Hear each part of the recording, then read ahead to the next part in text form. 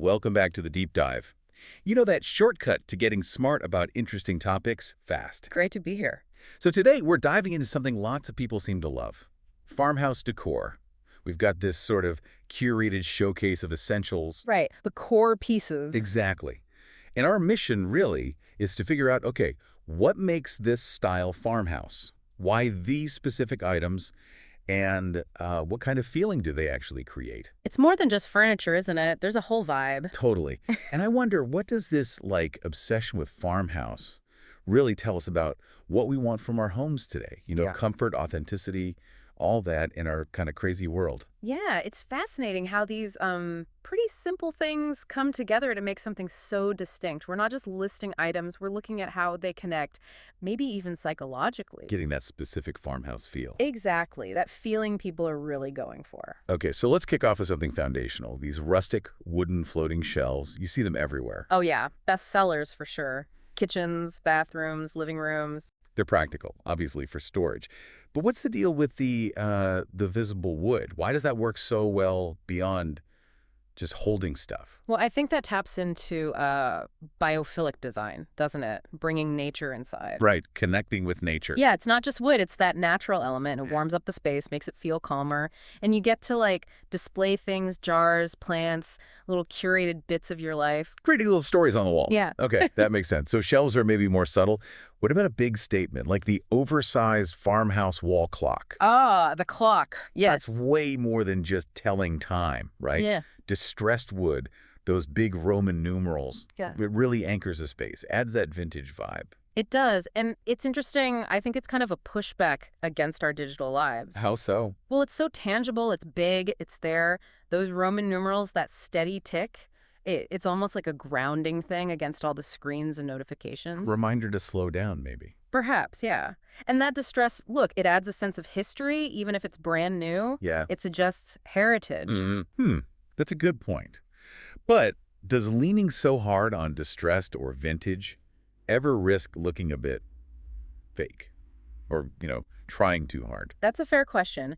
Take the distressed window frame wall decor. The worn look isn't just about age. It's about adding instant character, perceived history. Like adding layers. Exactly. I saw a project once where these just completely transformed a blank wall. Suddenly it felt like it had a story, some depth. It can make a space feel more established or even hint at an outdoor view that isn't there. Playing with perception. I like that. Okay, next up.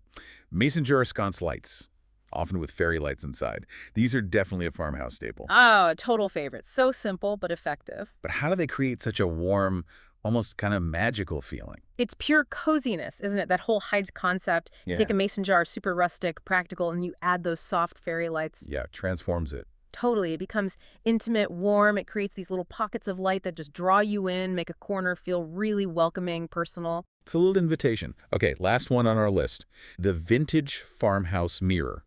Not just any mirror. These often have that arched, distressed frame, kind of cathedral style. Right, the arched ones, those are great. It's clever how they make a room feel bigger and add that rustic touch at the same time. It's doing double duty, for sure.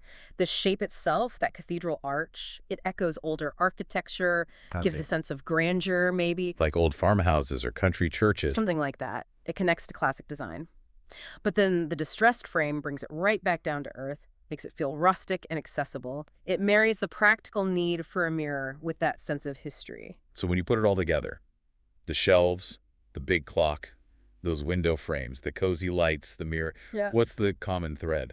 I think it's that blend, isn't it? Rustic charm, a touch of vintage, but also they're often pretty functional pieces too. Yeah, they're not just decoration. Not at all.